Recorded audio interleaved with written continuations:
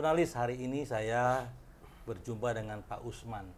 Nah, Pak Usman ini memang tidak banyak kenal di Indonesia, tapi lagu-lagunya atau artis-artisnya Pak Usman itu luar biasa.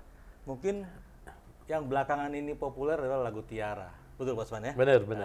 Inilah dibalik suksesnya artis-artis besar seperti Tiara, terus ada juga dulu Rindu Serindu-Rindunya. Ya, ekspedisi. Itu yang berhasil lah di sini awal-awal 90-an gitu. Oke. Sekarang kita pengen tahu Oke. perjalanan Pak Usman dari negeri seberang sampai ke sini itu kita perlu tahu. Ya. Iya. Oke, Pak Usman. Boleh. Selamat datang di podcast saya. Makasih. I'm journalist. Ya, oke. Jadi sejarah yang sebenarnya sebelumnya makasih banyak ya, Om Jana ya untuk mengundang saya di podcastnya The Journalist ini. Yang sebenarnya saya berharap lah apa yang kita bicarakan ini menjadi satu inspirasi ya buat teman-teman di luar di sana dan kita lihat yang sebenarnya kita serumpun. Itu yang saya terus terang mau maksudnya mau mendedahkan talent kita, bakat-bakat kita gitu. Saya mulai di sini tahun 93 waktu itu dengan nol kontak. Maksudnya nggak ada hubungan dengan siapa, dengan jangan ngomong industri lah, saudara pun nggak ada.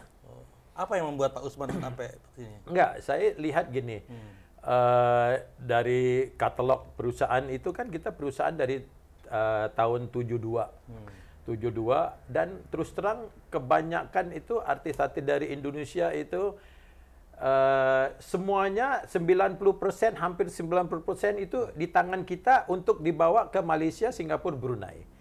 One way maksudnya. Jadi artis-artis kayak Pembes, Deloitte, Mercy, Favorite Group, Dedi Dores, Ernie Johan ini kan legendaris semua di sana. Iya. Tapi saya mikir terus sampai kapan perjalanan cuma satu arah saja.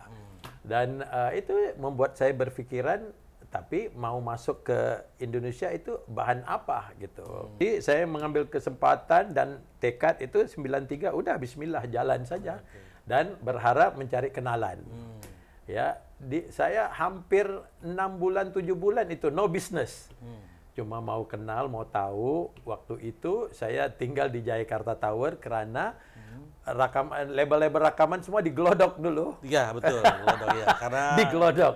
Jadi kenapa tinggal di Jayakarta?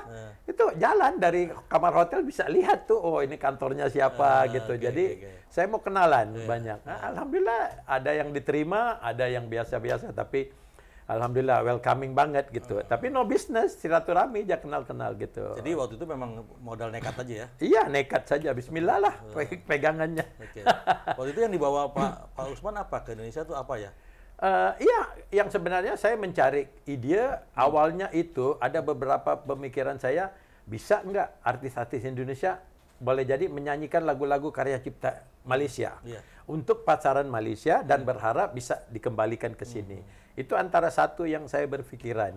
Bisa nggak kita bikin kolaborasi artis-artis yang besar di tangan saya kayak almarhum Dedi Dores itu bisa nggak duet sama artis cewek saya di Malaysia dan lagunya itu bisa diterima di serumpun Melayu ini maksudnya di Indonesia, di Malaysia, di Brunei gitu ya.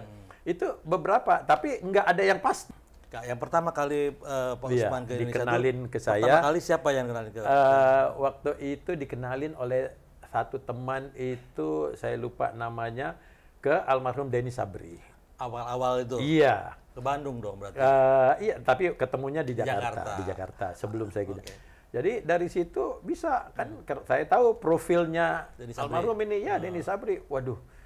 Saya berharap saya ketemu orang yang benar-benar saya bisa jadi start off lah, kick off-nya gitu ya.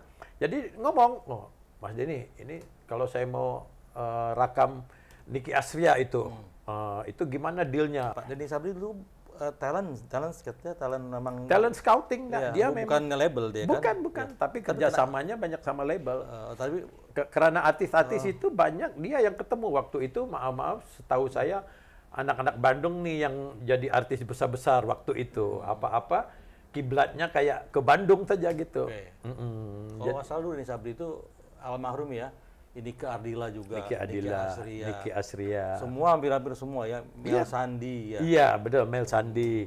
Ada satu tuh saya lupa namanya tuh. Jadi dia juga banyak memberi input dan saya lihat hubungan kita itu ikhlas ya. Kita bisa punya feeling gitu. Ya, jadi dari situ dikenalin saya ke almarhum Dedi Dores ya, karena semua rata-rata kenalan gitu. Dan beberapa, tapi kebanyakan yang di tangan Denny Sabri ini banyakan yang rocker. Rocker, ya.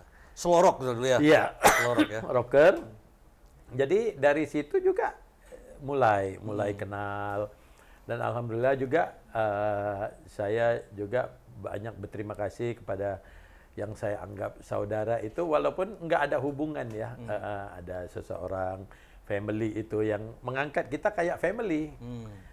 Dan kita ditawarkan untuk tinggal di rumahnya di Depok gitu, semua gitu. Jadi saya lebih, wah ini welcoming banget nih. Jadi gitu. saudara-saudaranya. Iya, welcoming banget gitu. Dan dari situ dikenalin. Contohnya nggak terpikir ya untuk dikenalin ke kayak Haji Omai Rama dan beberapa komposer-komposer yang hebat-hebat waktu itu kayak Mokhtar B.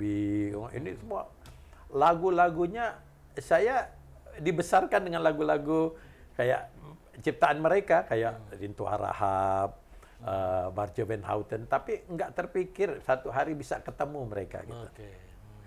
Gitu. Jadi setelah network udah mulai kita, tapi saya pikir tetap juga mereka beri ke saya master, saya edar di Malaysia. Jadi prosesnya itu sama dari 72, mereka produce di sini, dilempar ke pasaran Malaysia, Singapura, Brunei. Jadi saya pikir oke, tapi sampai kapan saya itu kan kayak rutin dari 72 gitu. Walaupun bahan-bahan baru, konsep-konsep baru, artis baru.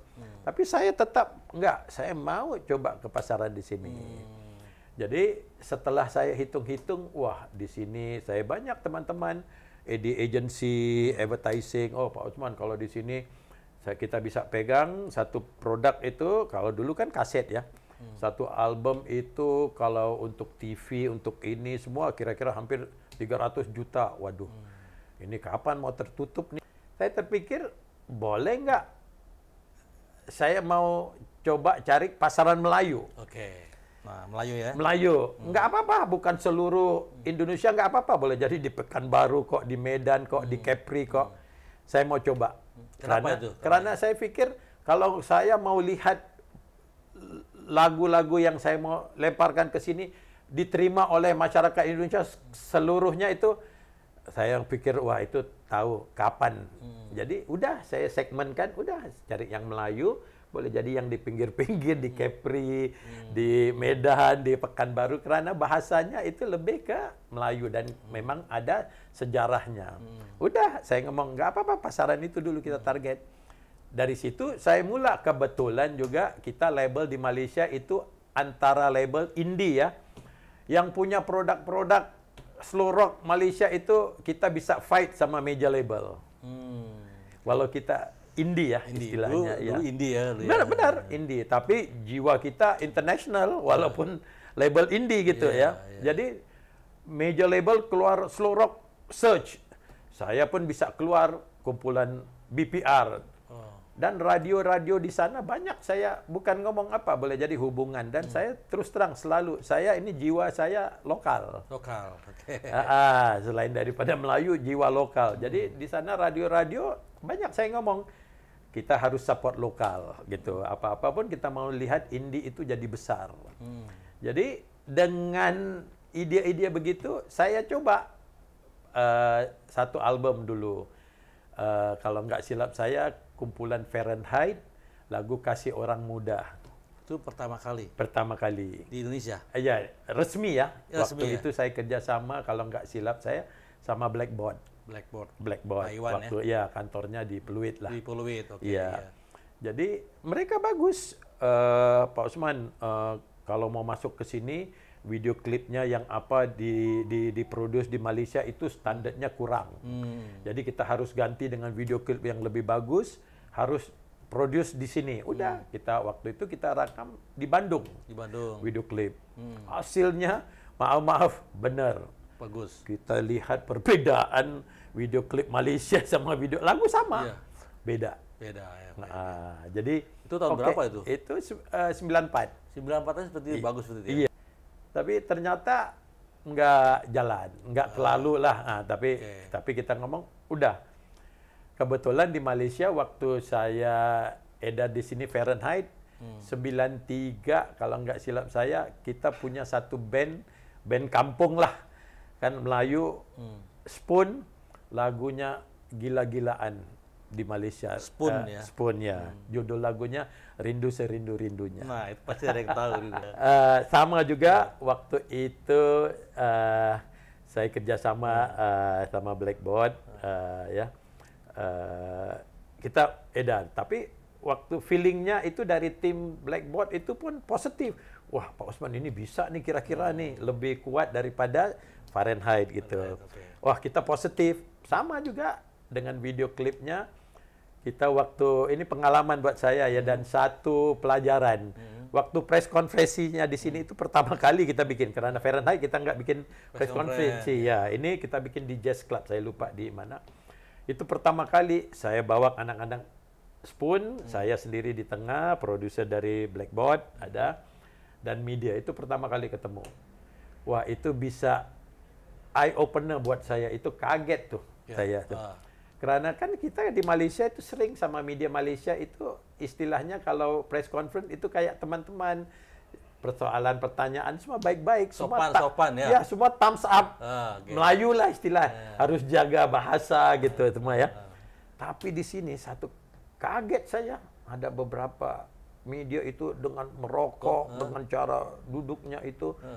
Pernah pertanyaan tuh, setelah kita nontonkan video klip tuh, ditanya ke saya, Pak Osman kenal nggak kumpulan slang, Kahitna, Dewa? Saya ngomong iya, saya follow juga. Kira-kira video klip begini, kualitasnya dengan lagu yang begini, bisa nggak nyaingin mereka gitu? Waduh, soalan itu. Tapi saya remain positif, saya ngomong, dan motivasi buat saya untuk sukses ya gitu.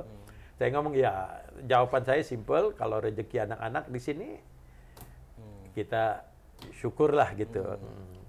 Tapi kita nggak tahu. Tapi saya juga respect tim dari Blackboard ya waktu itu. Mereka benar-benar kerja keras, promo dia.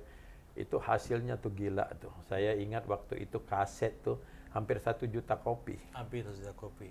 Udah luar biasa itu Pak Osman. Luar biasa. Jadi kemana-mana saya. Wah, anak-anak Indonesia itu di taksi dari bandara kalau mau ke Jakarta Tawar itu. Saya kaget.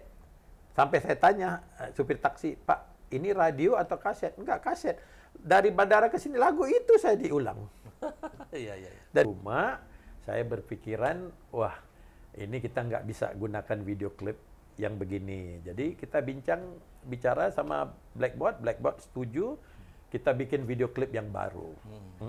Yang baru, kita kalau nggak silap di Sentul. Kita rekaman di Sentul. Dan hasilnya sama. Jadi, itu benar-benar, wah, kepuasan apa yang saya udah di sini dari 93 itu, hasilnya baru sekarang. Jadi, saya senang banget tuh, banyak bersyukur. Oke, itu yang Spoon itu yang kedua kali ya, yang kedua kali. Semeledak ya. Iya. Oke. Jadi selepas itu kekurangan kita apa? Oh, kekurangan kita boleh jadi band boy kita itu kayak maaf ya, kan terus terang jujur, saya ambil Spoon itu kan dari kampung. Kalau waktu di press konferensi ngomong pun nggak berani eye contact. Udah bahasanya kan, kita kalau bicara sama orang Malaysia itu lebih susah daripada bahasa Melayu sama orang Singapura, lebih cepat. Bahasa Indonesia itu sama orang Singapura lebih cepat ngerti daripada ke Malaysia. Ke Malaysia kadang-kadang perlu berapa detik, apa ya ditanya itu. Jadi anak-anak itu semua nggak berani jawab, dan eye contact-nya sama medianya nggak berani. Takut gitu ya. Jadi saya pelajarin apa kekurangan kita. Oh, boleh jadi artis kita performance-nya atau apa gitu kurang kuat lah. Jadi album yang ketiga kita bikin ekspedisi. Ekspedisi. Iya, itu metal band, heavy metal band nomor 1 di Malaysia. Oke. Kita bawa ke sini press conference-nya di Hard Rock. Hard rock. Bener-bener saya ngomong jangan main lagu-lagu melo, lagu-lagu slow rock, kita metal. Benar. Jadi malamnya itu media, ada beberapa media yang udah saya kenal. Wah, Pak Osman, ini metal band Pak Osman, bukan yang slow rock karena performance-nya mereka itu beda, karena musik genre-nya beda gitu. Nggak pernah saya lihat itu bikin video klip di tepi pantai Anyer tuh. Modelnya saja hampir 12-13 orang cewek itu. Ini apa nih? Dengan kapal layar, dengan logo ekspedisi. Waduh, saya feeling ini sesuatu yang Tapi dulu lagunya apa ya lagunya? Lagunya itu lagu Melayu tahun 60-an dibikin metal. Metal ya. Judul lagunya Alamak Aku Ingin Kawin. Ada yang tahu nggak? Iya, itu dibikin metal. Dibikin metal. Tapi syutingnya bagus tuh. Masih Blackboard ya? Masih Blackboard. Tapi enggak hits, tapi yang hentian ini kita syuting di Bandung. Itu bagus penerimaannya walaupun enggak meledak. Ya, jadi dari situ mulai label-label indie di Malaysia atau major label udah kelihatan ada pasaran untuk seluruh Malaysia. Itu masuknya Slam, Axis semua. Jadi bagi saya senang walaupun bukan artis saya, tapi setidak-tidaknya langkah-langkah ini membuka pintu untuk seluruh Malaysia. Waktu itu Axis Slam itu sendiri? Enggak, maksudnya ada label, tapi kan kita network ya. Iya, maksudnya iya, jadi waktu itu kalau nggak silap, waktu itu Axis sama Slam mereka label tapi di Malaysia di BMG. Tapi waktu itu BMG di sini pun ada kantor. BMG. Tapi belum ada perwakilan dari Malaysia gitu. Jadi apa yang saya lihat keseluruhan sejarah slow rock itu dari tahun 93 awal 94 tuh sampai 97 itu bagus. Dan dia slow down sedikit waktu di sini rusuhan ya. Kerusuhan. Iya, jadi kan dengan keadaan suasana itu ya. Waktu itu kan Bapak bawa grup band ke Indonesia kan? Iya. Yang dari Indonesia ke Malaysia siapa? Oke, yang sebenarnya itu band-band dari Indonesia yang masuk ke Malaysia yang sebenarnya edar secara resmi ada, tapi nggak ada yang meledak. Sampai kalau nggak silap saya tahun 2005 atau apa itu baru mulai. Contohnya album pertama Peter Pan. Itu Bapak yang bawa? Iya, saya kerjasama sama Musika Studio. Kalau nggak silap saya lagunya Bintang di Surga atau apa itu. Kita edar resmi. Lewat perusahaan Bapak. Iya, benar. Karena kita hubungan kerja sama Musika itu dari zaman 70 berapa itu, waktu itu belum Musika lagi, Metropolitan. Kita udah kerja sama lah. Jadi selepas hasil bagus itu Peter Pan, saya juga diberi kepercayaan untuk mengedarkan album Leto juga di Musika. Jadi setelah Peter Pan, ya yang pertama ya, single album yang pertama Leto. Leto itu pun hasilnya luar biasa. Karena waktu itu kalau nggak siap saya lagu Ruang Rindu itu kan digunakan juga untuk lagu theme song Venetron di sini. Jadi pengaruhnya udah nyampe ke Malaysia gitu. Jadi itu pun hasilnya bagus. Kita bikin konser sendiri karena kita label, selain dari label publishing, kita juga punya gedung konser sendiri di Kuala Lumpur. Jadi itu success story juga untuk kerjasama kita sama Musika. Tahun 2000. 2005, 2000-an ya. Iya gitu. Saya juga menjadi satu pioneer artis-artis Indonesia yang legendaris. Kita rekam lagu-lagu Malaysia. Dan diproduce di Malaysia. Contohnya Tommy J. Pisa. Kita satu album 10 lagu. Endang Estorina. Masih tahun tahun 98-99. Endang Estorina. Ada beberapa singles sama Dedi Dores. Satu album sama almarhum Farid Harja. beberapa album Hetty Koes Endang. Itu semua bahan-bahan karya cipta Malaysia. Jadi artis besar Indonesia, kita produce di Malaysia, kita rakam di Malaysia, lagu-lagu Malaysia. Lagu-lagu Malaysia maksudnya bahasa Malaysia? Bahasa Malaysia, lagu Melayu. Lagu Melayu. Tapi bukan slow rock ya, lagu-lagu pop biasa. Pop biasa. Iya. Lagu Peramli. Oh, lagu-lagu asli Malaysia dinyanyiin Iya. lagu Tommy Joe Bisa. Iya, Tommy J. Pisa, Endang Nestorina, Hetty Koes Endang. Artis itu ya, oke. Iya, albumnya 100% buatan Malaysia. Malaysia, oke. Kenapa nggak lagu-lagu yang populer di Indonesia waktu itu dibawa ke sana? Nggak perlu, karena waktu itu kita udah katalog kita lagu-lagu Indonesia yang besar dari tahun 72 itu. Udah jadi evergreen di Malaysia sampai hari ini. Itu satu kebanggaan walaupun album itu beredar tahun 72. Contohnya lagu Deloitte. Walaupun mereka semua udah nggak ada ya. Lagu-lagu kayak Keagungan Tuhan, Hidup di Bui itu masih sampai sekarang tuh diputar di Malaysia, di Singapura. Lagu-lagu Ernie Johan, lagu-lagu Ria Resti Fauzi yang baru-baru ini viral. Cintaku Sampai di Ethiopia, itu semua zaman-zaman 80-an di tangan saya tuh. Kan saya banyak hubungan kerja dari tahun 90-an itu sama Aku Rama, Musika Studio, Blackboard, Metro Tama, Gajah Mada Record. Jadi banyak kerjasamanya. It's not satu label saja. Dan boleh jadi mereka lihat kita partner yang tepat untuk album-album mereka untuk pasaran Malaysia, Singapura, Brunei. Ya.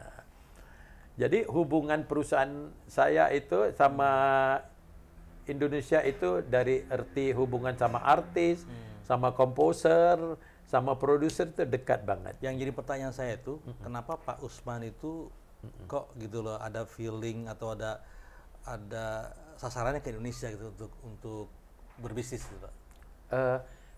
Terus terang pasaran Indonesia besar banget. Itu pasaran Indonesia. Iya, jadi kalau kita bisa dapat persentase yang kecil udah terbukti, ya.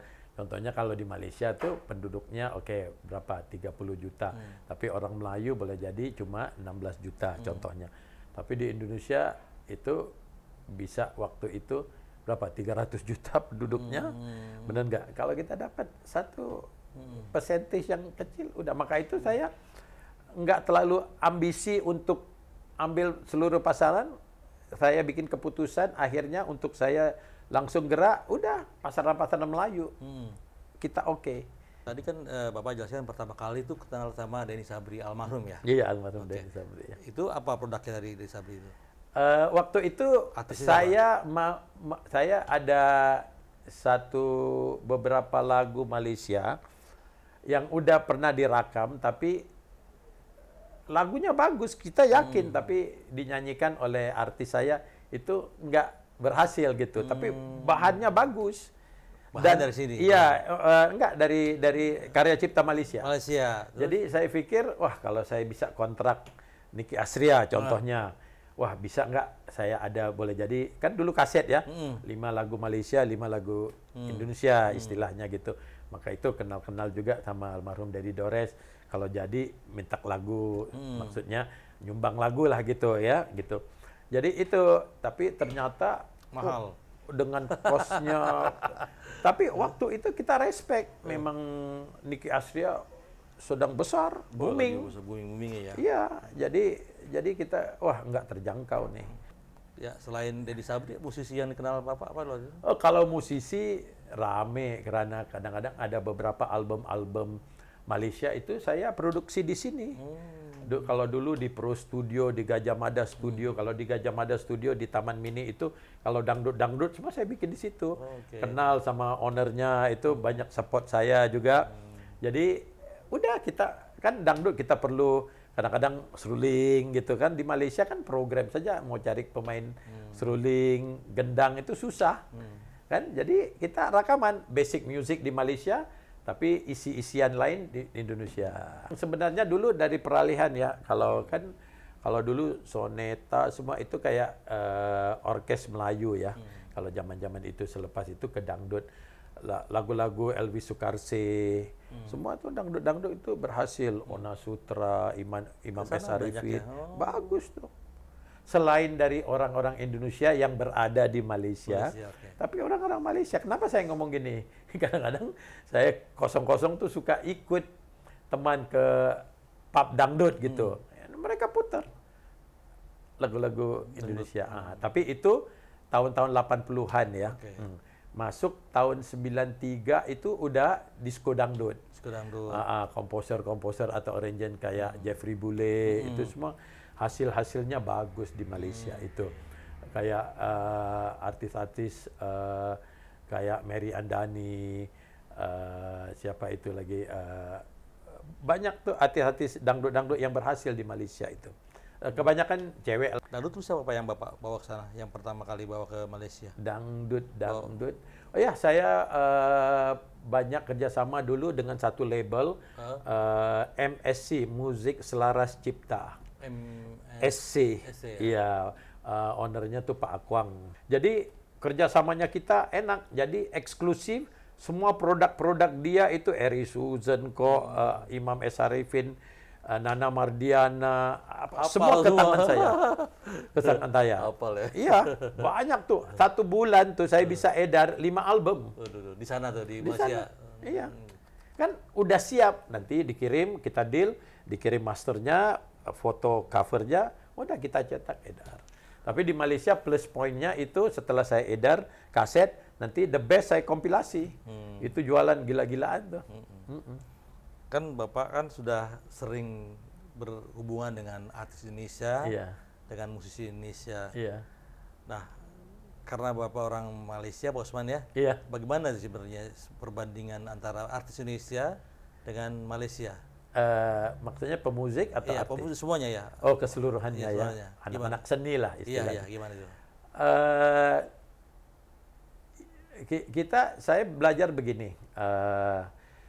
Saya lebih suka, kan mereka ini orang-orang golongan kreatif ya. Iya. Maaf, kadang-kadang mereka punya gengsi sendiri gitu.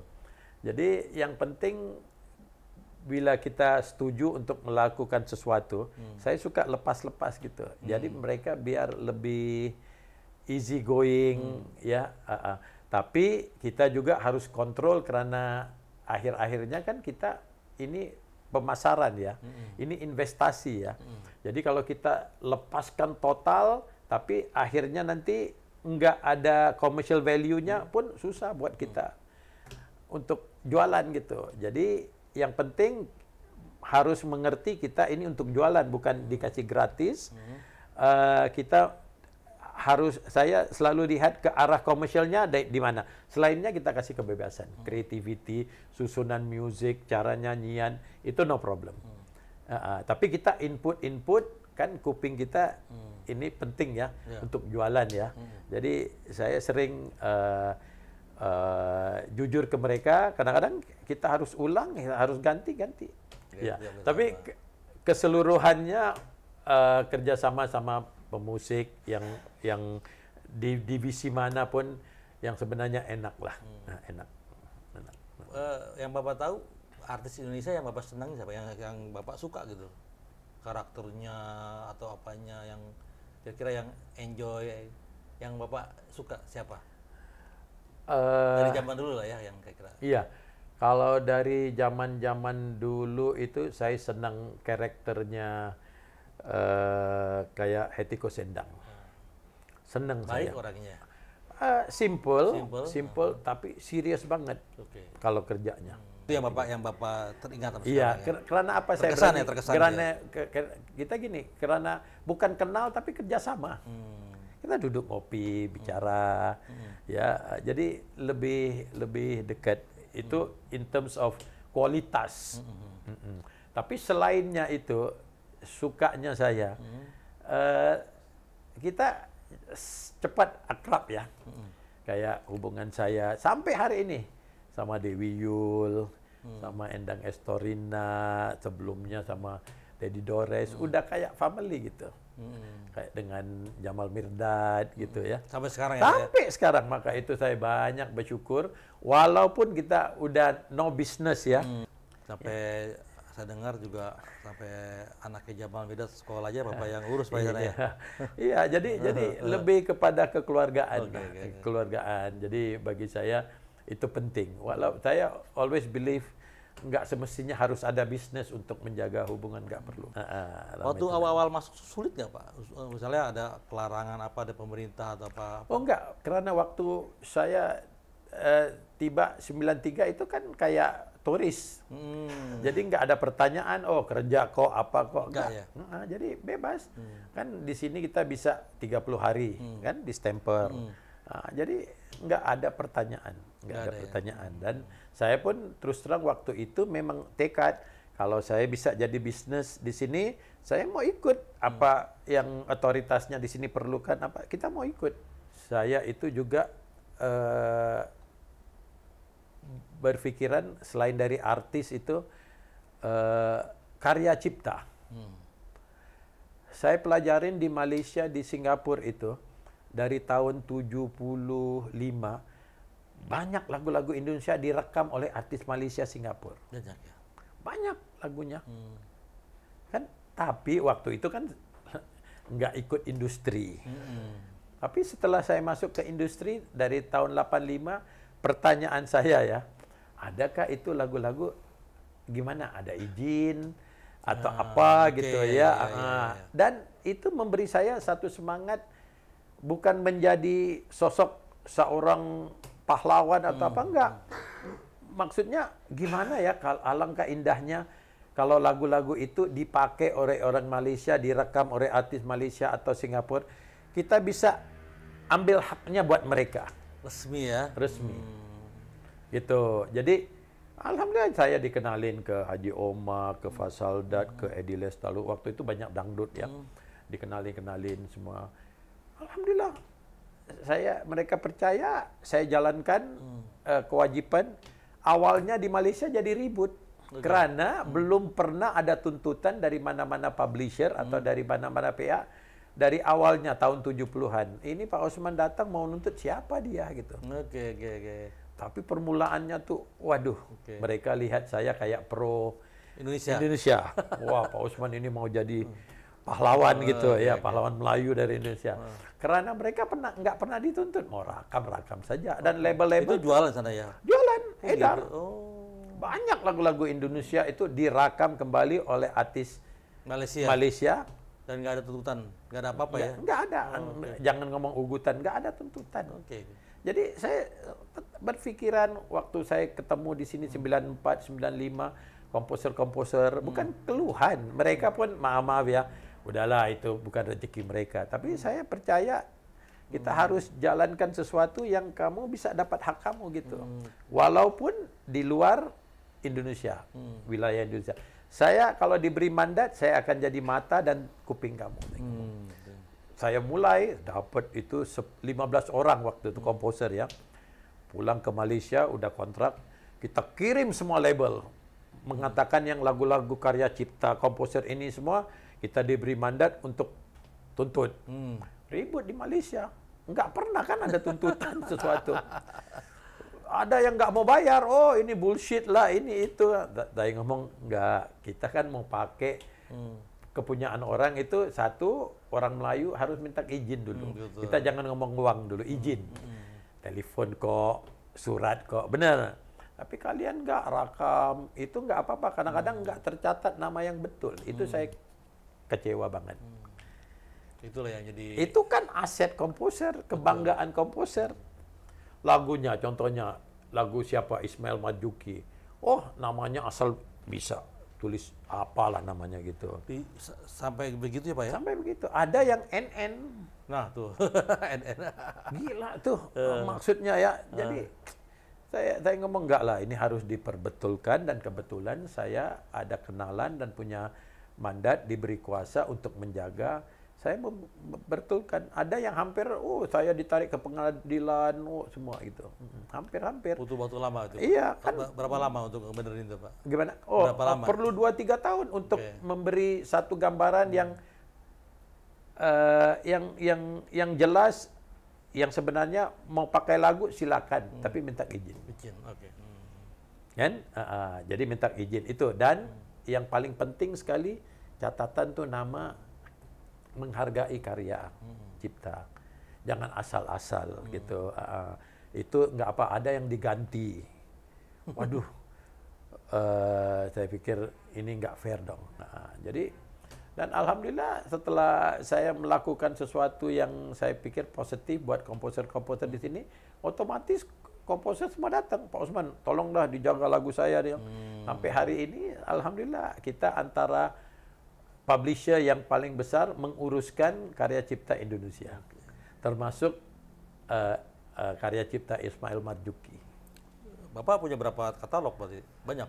Katalog kalau lagu itu kan kita mulai rekaman itu dari tahun 69 waktu itu senior partner gitu, sampai hari ini kalau lagu Melayu, lagu Chinese, Mandarin, kalau lagu India sedikit, lagu Inggris hampir 40.000 lagu. 40.000 lagu. 40.000 lagu. Ingat nggak itu? Nggak bisa, tapi saya belajar terus karena kita mau tahu hak kita ya, gitu. Dan waktu zaman digital kan 2013 mulai digital, kita upload. Sampai tahun kemarin 10 tahun dari 2013 sampai 2023 ya. Itu baru terjangkau cuma 28.000 lagu. Wow. Saya yang pusingnya ini mana 12.000 lagu lagi. Punya surat tapi nggak punya bahan. Nah, itu dia. Karena kan kita pindah-pindah dulu dari Singapura library-nya ke Kuala Lumpur, lalu ke Petaling Jaya. Jadi boleh jadi hilang dalam perjalanan itu. Masih kekurangan. Punya hak tapi nggak ada bahan. Kamu ngomong live record itu dari mana aja Pak? Negara mana aja? Ya, kita kalau di Malaysia, Singapura itu memang kantor. Kalau di Indonesia itu kalau dulu kita banyak partnership. Contohnya kalau kita sama Blackboard, kita di Pluit. Kalau kita sama Musika, itu di Pedatam gitu ya. Di Jepang kita punya partner Fuji Entertainment. Hong Kong di Kowloon kita punya kantor sendiri, walaupun kantor kecil ya. Kita punya sendiri untuk urus kerjasama kita sama Cina. Tanah besar Cina gitu, harus ada gitu. Ya. Lagu-lagu Cina juga Pak? Lagu-lagu Cina. Kita antara katalog yang paling besar kalau lagu-lagu Mandarin dan haknya itu seluruh dunia. Seluruh dunia. Maksudnya lagu-lagu kayak Teresa Teng, Agnes Chan, Francis Yip itu semua kebanyakan dulu karena perusahaan itu antara yang aktif dulu di live record Hong Kong. Jadi artis-artis ini kan dari Hong Kong, dari Taiwan kan. Kalau dulu kan belum dari tanah besar Cina gitu. Jadi katalog-katalognya semua punya kita gitu. Termasuk artisnya juga? Artisnya waktu kontrak dulu ya punya kontrak, tergantung kontrak ada 5 album. Sempat dibawa ke Indonesia, dibawa ke Malaysia? Enggak semua, tapi ada beberapa. Gitu, ya. Sampai sekarang Bapak masih concern ke musik Melayu? Masih. Label ini walaupun kita hasil dari digital bagus, kita nggak mau berharap saja dari katalog. Saya terus produce, cuma banyak saya sekarang kerjasama sama production house yang contohnya bikin sinetron, bikin movie. Karena kenapa? Dengan kerjasama sama mereka, kita bisa membantu lagunya itu kan. Contohnya bisa ditayang 1 minggu 2 kali. Kan trailernya itu terus di TV. Karena kebetulan juga broadcast station itu mereka juga punya radio station within the group. Di sana, Malaysia. Di Malaysia. Ya, contohnya kalau saya kerjasama sama Media Prima di TV3, sinetronnya. Mereka juga punya radio station, Hot FM. Jadi otomatis akan dibantu. Iya. Jadi saya pelajarin, dia akan membantu. Walaupun nggak jadi hit songs, tapi publicity-nya, promonya itu oke, gitu. Saya mau ambil langkah lagi, bisa nggak pemain sinetron yang maksudnya pemain utamanya itu nyanyikan lagu tim songnya juga. Jadi sesuatu yang lebih maksudnya dia akan ikut terus. Aku pemain utamanya, lagu tim songnya juga saya nyanyi. Ya hampir mirip-mirip di sini sama juga sih. Iya. Saya mulai sedikit perubahan lagu-lagu yang saya feeling kuat. Itu video klipnya kita syuting di luar negara. Di Jepang, di Inggris, di mana gitu. Jadi gengsi lagi. Wah, lihat video klipnya nih gila-gilaan nih. Jadi terus cobalah sesuatu yang refresh daripada ikut rutin. Oh, tiap-tiap tahun gitu capek ya. Kalau menurut Bapak tuh musik Melayu masih bertahan nggak nih? Ya, karena saya yakin kuping ya. Contohnya ya lagu Rindu Serindu-Rindunya itu ya. Contohnya ya. Saya kadang-kadang tanya mereka masuk lomba. Saya tanya, "Kamu umurnya berapa?" Yang nyanyi ini masuk lomba. "Oh, umur saya 15 tahun." Lagu ini kamu belum lahir. Ya. Pak Usman ini kan sekarang udah perubahan musik udah bergeser ya. Secara penjualan juga lagu juga bergeser juga dari mulai CD fisik sampai digital. Iya. Pak Usman gimana menyikapi ini semua untuk perubahan ini? Oh, Masih ikut perkembangan di Amerika apa? Iya. Saya ingat ya waktu pasaran fisik itu slow down banget ya. Saya ini, waduh, pressure maksudnya tertekan tuh. Gimana nih, dari mana nih kita bisa cari uang untuk teruskan perusahaan. Kan kalau dulu kita contohnya kaset, CD, apapun itu hasilnya oke untuk kita sustain perusahaannya. Itu benar-benar pressure. Di mana nih orang akan dapat musik? Kita nggak tahu, maaf satu hari partner kita itu HP. HP? Handphone. Ya, oh iya betul ya. Nggak terpikir. Nggak terpikir. Iya, itu bisa handphone. Ya, jadi kalau saya pelajarin dari zaman fisik itu dengan sekarang digital, saya lihat nggak terlalu banyak perbedaan, malahan sekarang ini lebih bagus. Kalau dulu bikin fisik, contohnya kita udah rakam, mau desain covernya, mau fotor, setelah itu cetak, udah cetak itu mau dikirim ke outletnya. Oh, di sini meledak tapi kasetnya belum nyampe. Kenapa? Oh, di kawasan itu banjir, mobilnya nggak bisa. Jadi terlalu. Oh, sekarang lebih mudah ya Pak ya? Oh, bila kita nuntut payment, oh dikembalikan stok yang nggak terjual. Oh, di kantor kita ini apa nih semua nih sisa-sisa nih, benar nggak? Tapi kita nggak terpikir sekarang kalau digital, nggak payah pusing. Mau cetak CD, mau ada pencetakan, pricing, udah nggak perlu. Tapi lebih menguntungkan mana, zaman fisik apa sekarang? Iya, tapi kita kan harus balance juga. Kita udah tahu pendapatan dari digital, mana mungkin maksudnya karyawan kita totalnya begitu. Kalau dulu saya total karyawan waktu zaman fisik ya, hampir 70. 70.000? Iya, enggak 70 orang, tapi divisi. Oh, 70 orang. Ini packing, ini di gudang, ini gitu ya. Tapi kita mampu karena fisik jualan waktu itu memang momen.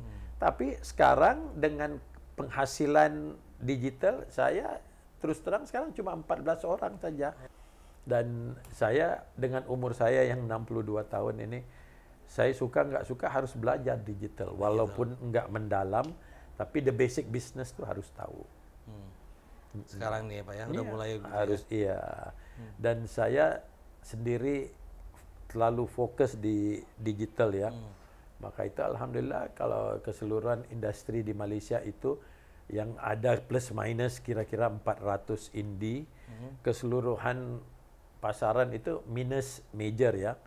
Kita tiap-tiap bulan, bukan ngomong tiap, itu ranking penghasilan tuh selalunya top 3 gitu.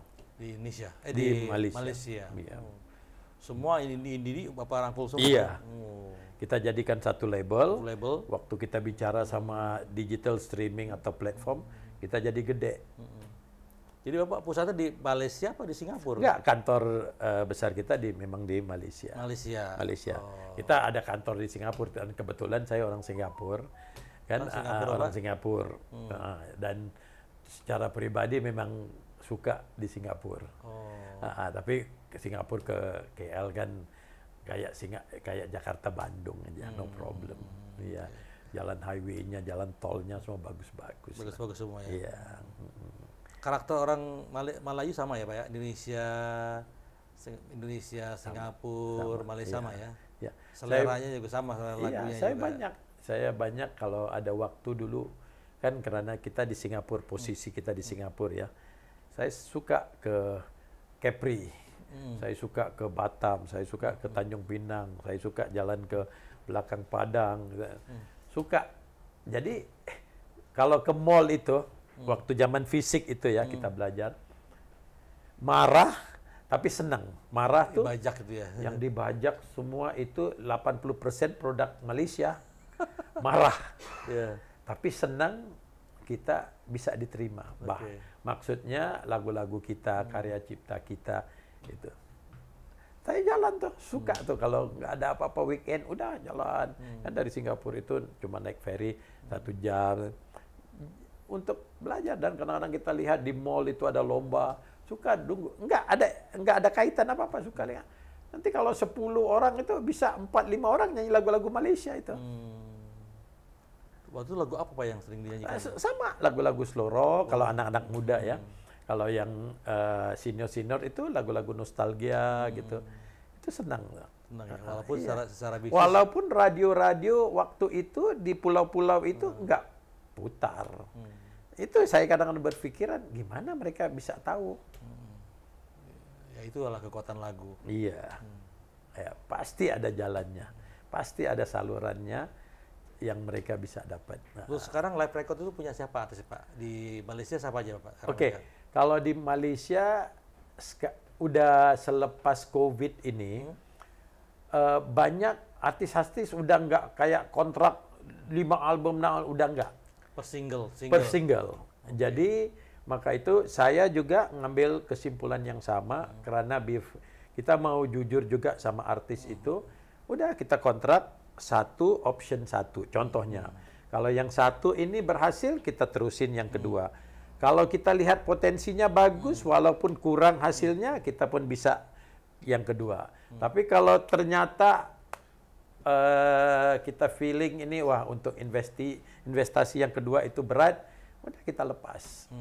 Dan di Malaysia nggak banyak ada, tapi nggak banyak yang artis kontrak kayak dulu. Kalau kita mau kontrak, wah minimal ini kurang-kurang 3 album. Sekarang nggak ya? Sekarang udah ada tapi nggak banyak. Tapi udah nggak ngomong album, ngomong single. Sama sini juga. Iya, single-single. Kalau dari Malaysia, dari Indonesia ada juga yang dikontrak? Dari Indonesia saya banyak kerjasamanya masih tetap juga. Kadang-kadang satu produk, contohnya ada beberapa band dari Lampung contohnya. Udah Pak Usman kita lagunya oke, sesuai itu udah. Nanti saya kirim untuk bikin produksi di Lampung. Ada yang masternya milik saya, ada yang kita join gitu. Jadi banyak cara-cara bisnisnya yang saya masih teruskan gitu. Kan ada kadang-kadang mereka tahu lagu bagus, studio produksi bagus, tapi sampai ke tahap itu, selepas itu apa mau dibikin, digitalnya gimana, pemasarannya gimana, marketing. Jadi itu yang kepakaran kita ambil dari tahap itu gitu. Mereka biar di studio untuk creative work, kerja-kerja kreatif ya gitu. Selepasnya itu dilepaskan ke kita yang akan uploading semua gitu ya. Oke, untuk belakangan ini juga ada yang lagu dari produksi Pak Usman itu, live record itu, Tiara ya? Oh, Tiara ya. Jadi gimana ceritanya Pak Tiara itu? Tiara yang sebenarnya saya edar resmi di sini tahun 94. Dulu? Iya, siapa? 94 resmi. Penyanyi siapa dulu Pak? Kumpulan dia grup band ya, Chris. Oh, Chris. Iya, jadi saya edar di sini resmi, tapi honestly terus terang nggak bunyi, nggak ada kemana-mana teh. Udah karena kita gini, kalau kita edar resmi, kalau kita lihat ada hasilnya, saya akan bawa anak-anak band untuk promo-promo gitu.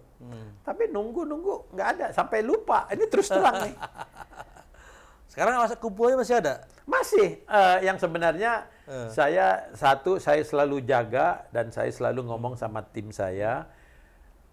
Walaupun kita udah nggak ada kontrak, tapi kita harus ada silaturahmi, harus jaga. Ada apa-apa kita perlukan mereka, mereka perlukan kita bisa cari kerjasama. Walaupun nggak ada kontrak. Jadi cerita Tiara itu begitu. Saya tahun 2022 itu selepas COVID ya itu ya. Jadi ada satu YouTuber di Indonesia rekam itu, kalau nggak silap saya punya teman saya itu YouTuber itu. Saya dengar dia nyanyi itu ada perubahan di cengkoknya gitu. Waduh, itu yang saya nangkep. Wah, tapi enak ya cengkoknya itu. Ya, orang Malaysia ada kurang senang. Oh, kok lagunya ditukar gitu. Tapi saya pikir, wah itu anak saya dengar ulang-ulang, bagus tuh caranya nyanyinya gitu. Saya ngomong sama tim, ayo kita cari YouTuber, kita bikinlah berapa versi Tiara ini. Antara satunya kita kenal sama YouTuber Palembang itu Indah Yastami. Karena saya follow dan tim saya follow itu, wah vokalnya walaupun stream gitar, strumming gitu bagus banget tuh. Jadi kita ngomong bisa nggak kita kenalan, kita approach untuk nyanyi lagu Tiara. Berhasil banget. Dan kita banyak Tiara versi apa, termasuk itu Nabila Maharani. Semua kita suruh oke, udah nyanyi Tiara kita, tapi publishingnya semua kita clear gitu, nggak ada permasalahan gitu. Jadi 3 Pemuda Bahaya di Bandung itu kan, oh seneng tuh saya. Waduh, udah rekam kita beres. Saya sendiri rekam Tiara itu hampir 20 versi. 20 YouTuber, 20 versi. Iya. Dan berhasil semua? Semua, enggak semua, tapi membantu keseluruhannya. Kalau nggak salah yang di Bandung itu rapapar ya? Iya, awal ini mereka dulu ya kali ya. Iya, benar. Jadi Tiara itu, dan saya ini pembawa rezeki buat komposernya dan buat anak bandnya. Mereka tinggal di Ipoh, di luar kawasan Kuala Lumpur itu di Malaysia. Itu calling ke kita tuh, Pak Usman, kita nih ada panggilan nih. Kenapa? Kan mereka nggak ada manajemen, kan udah nggak kumpul gitu. Ada satu di Kuala Lumpur, satu di Ipoh gitu. Kenapa? Oh, ada penawaran nih untuk manggung. Aja udah jalan sajalah manggung. Mereka ikut karena mereka sering minta advice ya, nasihat gitu. Udah ini rezeki, udah jalan. Cuma saya ngomong ke dia, kalian jangan minta harga yang bukan-bukan. Ini orang udah kasih rezeki, bismillah aja. Yang penting tahu tarif standar manggung. Itulah mereka, gara-gara Tiara fenomena di YouTube dan kebanyakan di Indonesia itu manggung tiap-tiap minggu. Di Malaysia juga sempat populer juga. Booming juga. Karena di radio kan radio itu ada radio yang putar lagu-lagu baru saja, nggak putar lagu-lagu lama. Itu bisa jadi nomor 5 tuh. Kita kaget, lagu nomor 1 sampai 20 semua artis baru. Tiara yang asli itu di situ. Itu kebanggaan kita. Iya. Jadi juga membawa rezeki buat mereka, kan mereka udah non aktif tapi udah pada tua-tua kali Pak ya. Ya umurnya plus minus antara 35 sampai 45 lah anak-anak. Tapi di Malaysia Tiara bagus waktu zaman-zaman itu. Tiara di Malaysia waktu itu memang bagus tahun 94 tuh. Itu sekarang meledak. Iya, meledak di Malaysia. Di sini enggak kan? Enggak. Maka itu waktu kita edar tuh saya lupa labelnya yang saya kerja sama. Sampai saya mau, oh kamu cobalah edar. Wah, kok lagunya gini Pak, edar saja nggak apa-apa. Saya nggak nuntut. Nanti kalau ada hasilnya kita bagi. Nggak serius gitu. Nah, tapi ternyata tahun 22 tuh, meledak ya Pak ya. Meledak. Itulah kadang-kadang ya, kita nggak tahu ya. Nggak tahu kalau rezeki ya. Yang saya yakin rezeki itu nggak salah alamat lah. Oke, sekarang ini yang terakhir Pak. Sekarang ada bisnis apa Pak dengan Indonesia? Lagi sedang apa? Ya sekarang banyak kita kerjasama karena tim digital saya memang di Jakarta. Ya kerjasamanya dengan PTID di Jakarta. Saya juga ada beberapa kerjasama dengan YouTuber yang di Palembang, di Jogja, di Malang gitu ya. Itulah saya biasa rutinnya ini kan Januari ya. Jadi tugasan saya itu Januari, apa-apa hak mereka kita bayar, kita cari jalan untuk tahap yang kedua atau ketiga, apa planning untuk 2024. Jadi banyak beberapa hari ini, insya Allah 2 minggu ini banyak deal-deal yang kita bisa bereskan dan mulai kerja lah. Berapa wilayah yang di Indonesia itu apa aja, Pak? Untuk saya kali ini saya di Jakarta, nanti di Jogja, nanti di Malang dan ke Surabaya. Berapa YouTubers yang diambil, Pak? Kali ini kita kerjasama kan sama tim ya. Tim ya. Jadi kadang-kadang tim itu sendiri dia punya contohnya 15 YouTuber. Tapi kan nggak semua yang sesuai untuk menyanyikan lagu-lagu gitu. Jadi kita fleksibel. Tapi antara satu yang saya mau lihat tahun ini, ada beberapa lagu Indonesia, itu saya banyak waktu di Jepang juga. Saya punya tim di Jepang, Jepang Puji juga, Anda. iya. Itu saya mau kalau bisa lagu-lagu Indonesia itu yang indah, yang sesuai, dinyanyikan dalam bahasa Jepang. Contohnya, Pak? Contohnya yang baru saya selesai ini, lagu karya Cipta Kohar, ya, penyanyi asalnya itu Mayang Sari, yang saya udah dapat izin dari publishernya, dari komposernya sendiri. Saya udah rekam lagu itu dalam total versi Jepang. Oke. Dan saya juga berharap ini bisa membuka pintu buat YouTuber, juga buat komposer-komposer Indonesia untuk cari pasaran di Jepang lah. Bagus, Pak, ya karena plus poinnya digital sekarang nggak perlu kayak saya dulu kan produk Malaysia mau edar di Indonesia harus resmi, cetak kaset, tukar logo, bener nggak? Iya. Sekarang kalau di digital tuh mau dipencet saja. Bukan YouTube ya. YouTube, Spotify, iTunes, mau dipencet saja. Udah, it's all di tangan kita gitu. Oh harus ini, harus itu. Semua di streaming platform, semua available. Jadi itu antara satu ide saya untuk tahun 2024. Lagu-lagu Indonesia itu ada beberapa yang saya mau bikin syairnya susunan syair Jepang. Pengaruh Jepang. Tetap bawa Melayu juga, Pak ya? Tetap. Karena saya kaget juga di Jepang tuh senangnya juga kuping. Kita kasih contoh beberapa lagu itu muternya pas yang ini, yang ini, yang ini. Kita dengar Melayu-Melayu juga tuh. Jepang juga Melayu juga? Iya, kita kasih yang nge-rap semua. Oh, enggak. Tergantung umur juga kali, Pak?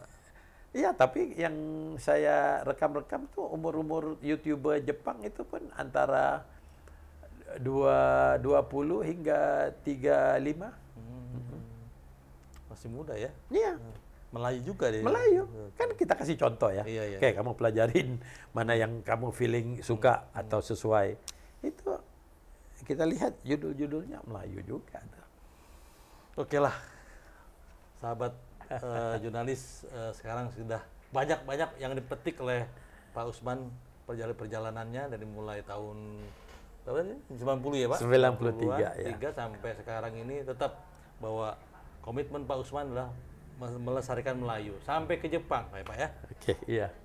Sampai jumpa, Pak. Tunggu lagi, Pak. Oke. Pak. Makasih ya, Sama-sama, Pak. Om Jana ya. Iya, Insya Allah hidup kita semua Siap. dengan kerjasama Malaysia, Singapura, Indonesia, Brunei, dan kita cobalah jalan ke Jepang. Siap.